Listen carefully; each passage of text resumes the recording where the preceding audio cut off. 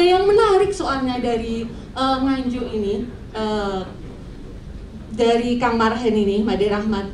Jadi dari Nganjuk ini kemarin kita sempat ke Nganjuk itu, ternyata di sana itu ada budaya tempelan ya?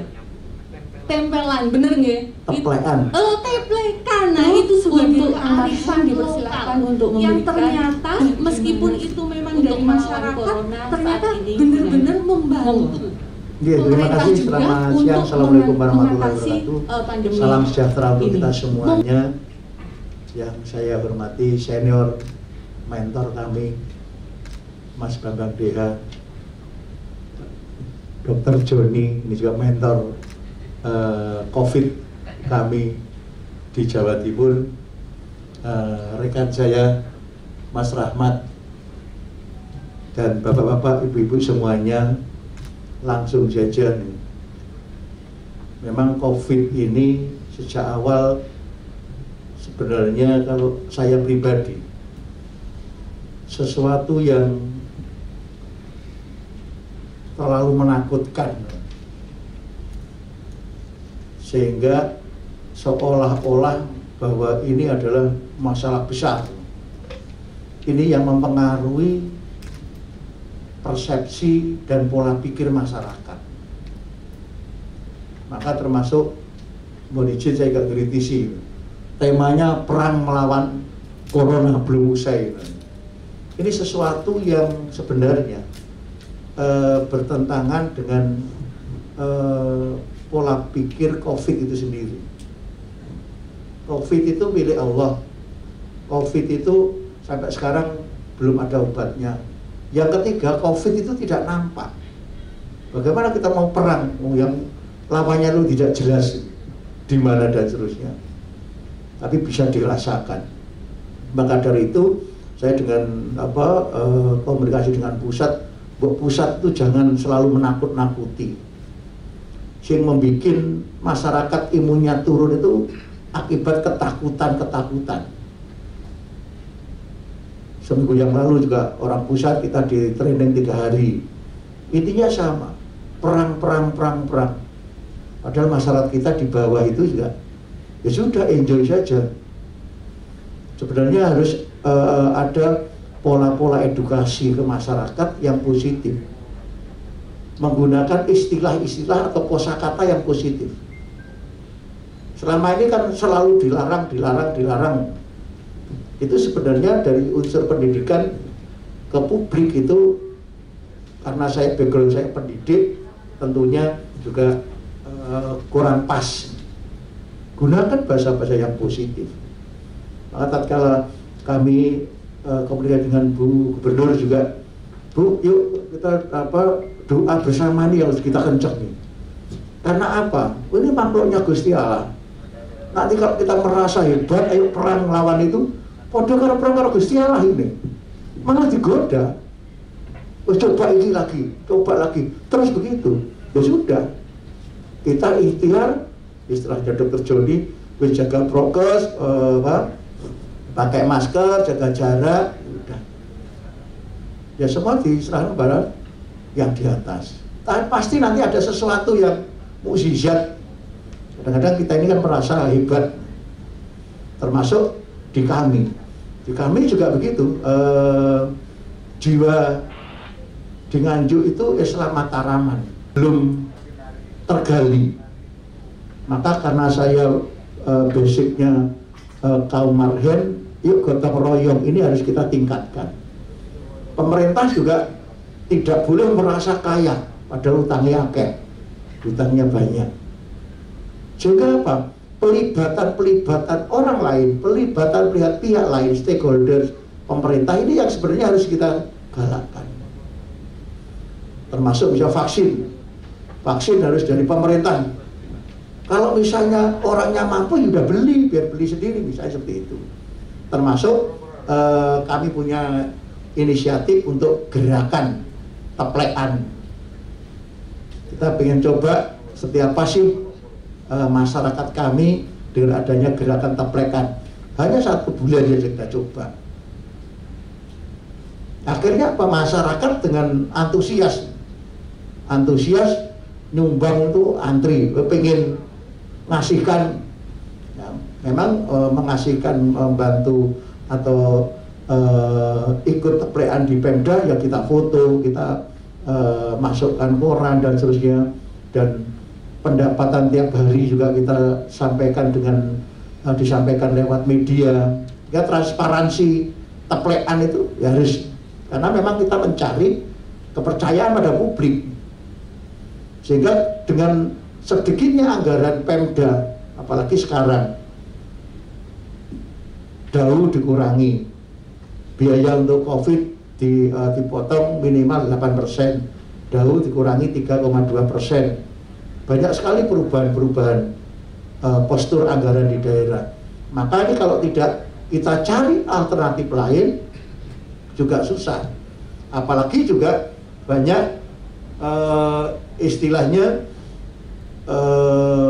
anggaran-anggaran yang sebenarnya belum kita prediksi tapi muncul. Contoh misalnya insentif nakes misalnya, yang sebelumnya di cover oleh pusat mulai bulan September harus di cover oleh APBD. Nah ini kan jadi problem sampai sekarang.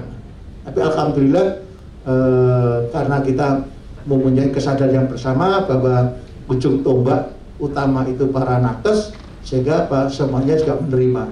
Tapi dari sisi postur APBD juga, saya di tempat saya kurang lebih 50 miliar itu kalau mungkin untuk bangun, tapi masyarakat dengan sukarela. Nah ini yang penting, menumbuhkan kebersamaan bahwa nakes adalah garda, sebenarnya ya seharusnya garda terakhir rumah sakit itu, tapi kan kenyataannya kan garda di depan.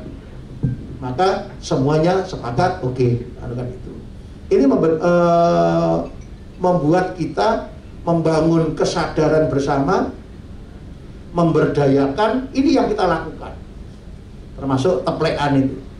Perusahaan, siapa saja boleh, pribadi, punya apa saja bisa langsung ke Pemda, bisa langsung ke sasaran. Karena teplekan ini juga awalnya munculnya PPKM keempat, level 4 itu. Dari itu kita punya inisiasi membangun sebuah local wisdom, semangat gotong royong, maka muncullah teplekan itu. Sekali lagi, teplekan itu adalah membangun sebuah kesadaran bersama bahwa masalah ini bukan masalah yang sakit saja. COVID bukan sakit yang kira-kira apa ya, ya menyakitkan. Ya memang sakit sih, karena saya juga pernah COVID, tapi bukan aib. Yang ketiga, bahwa COVID ini bisa menimpa oleh siapapun. Maka dengan data-data seperti itu, maka kita munculkan gerakan teplekan. Ya, gerakan teplekan itu ada yang langsung dianukan ke panitia teplekan, ada yang langsung ke sasaran. Gerakan yang mampu membantu yang tidak mampu. Saya selalu katakan pemerintah di sini Kabupaten Nganjuk jenis kelaminnya jelas, yaitu apa? Pro terhadap orang kecil, tapi tidak memusuhi yang besar. Justru yang besar kita ajak membantu yang kecil. Ini penting sekali. Ini membuat semuanya, ayo. Akhirnya pemerintah daerah juga banyak terbantu, karena ini adalah non APBD. Ini adalah gerakan masyarakat. Ini yang cepat sekali. Sampai sekarang alhamdulillah yang lewat Pemda kurang lebih hanya 1 bulan 1.100.900-an. Belum yang berupa bahan pokok dan seterusnya, termasuk yang beredar langsung ke masyarakat. Tujuannya bukan nilainya yang bisa kita kumpulkan, tapi membangunkan spirit peduli terhadap lingkungan. Yang kedua, ini momentum untuk apa? Pemerintah harus menciptakan trust atau kepercayaan pada publik ini. Yang ketiga adalah bagaimana pemerintah itu dalam hal ini bisa mengkapitalisasi orang-orang, memanage semua orang, bisa mengorganize orang-orang yang hebat, orang yang kaya dan seterusnya bersama-sama. Termasuk hasilnya itu juga tidak boleh dibelanjakan. Kembali lagi, COVID, sisi kesehatan memang problem, tapi juga jangan sampai dari sisi ekonomi juga problem lagi. Dia harus seimbang.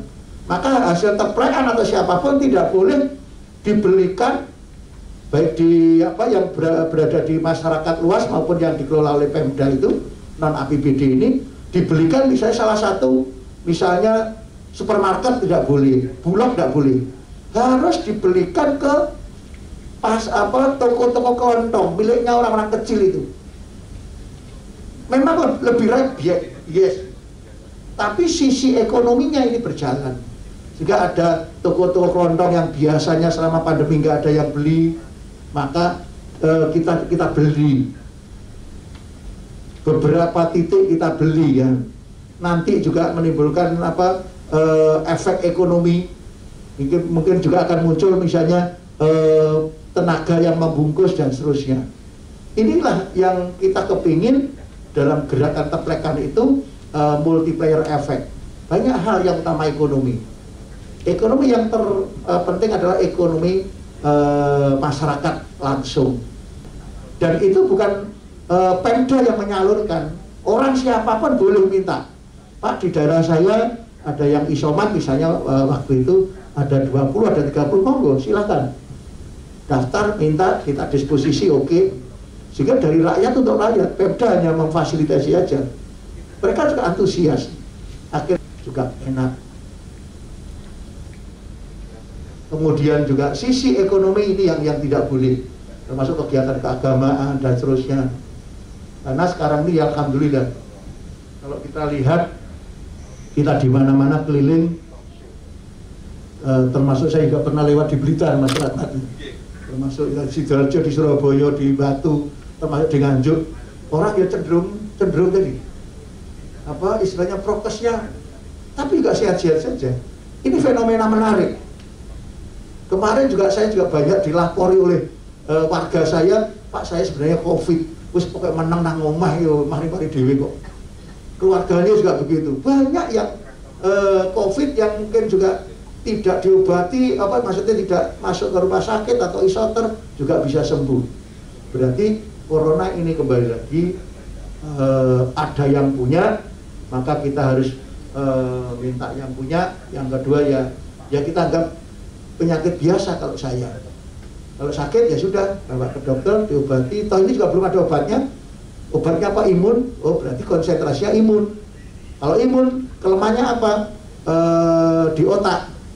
Di otak kalau kita di sini ada ketakutan, terus kemudian kepanikan, maka imunnya akan turun. Maka yo pemerintah, mungkin dalam ini termasuk saya, yo coba kerja nih, dan masyarakat itu tetap harus hati-hati, itu aja.